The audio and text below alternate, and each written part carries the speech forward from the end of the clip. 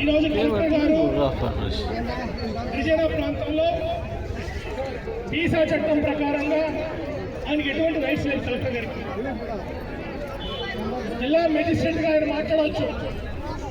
జిల్లా మెజిస్ట్రేట్గా గిరిజన ప్రాంతాల్లో జరుగుతున్న అరాచకత్వం మీద ప్రజల సంక్షేమం కోసం, ఒక శాంతియుత పరిపాలన కోసం జిల్లా కలెక్టర్ గారు మాట్లాడవచ్చు. కానీ వీసా చట్టం ప్రకారం జిల్లా కలెక్టర్ గారికి రోల్ ఎక్కడ లేదు.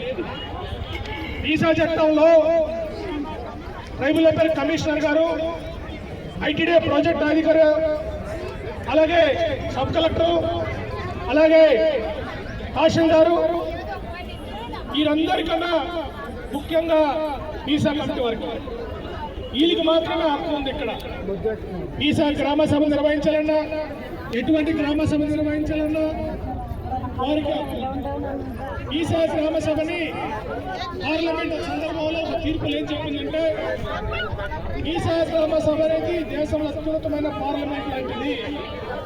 వీసా గ్రామ సభలో చేసే నిర్ణయం పార్లమెంట్ నిర్ణయంతో సమానమైనది. కాబట్టి ఆ చట్టాన్ని ప్రభుత్వం గౌరవించాలి, ప్రభుత్వ అధికారులు గౌరవించాలి, రాజకీయ పార్టీలు గౌరవించాలి, ప్రజాప్రతినిధులు గౌరవించాలి. ఆ రకంగా చట్టాన్ని అమలు చేసి గిరిజనులకి ప్రభుత్వ వ్యవస్థ మీద ఒక నమ్మకం కలిగించాలని చెప్పి ఆ చట్టం తీసుకొచ్చారు. ఈ చట్టం ఒక ముఖ్య ఉద్దేశం ఏంటంటే, 1980కి ముందు మన గిరిజన ప్రాంతంలో పోలీసు రాజ్యం ఉండేది, ఆర్సీ రాజ్యం ఉండేది.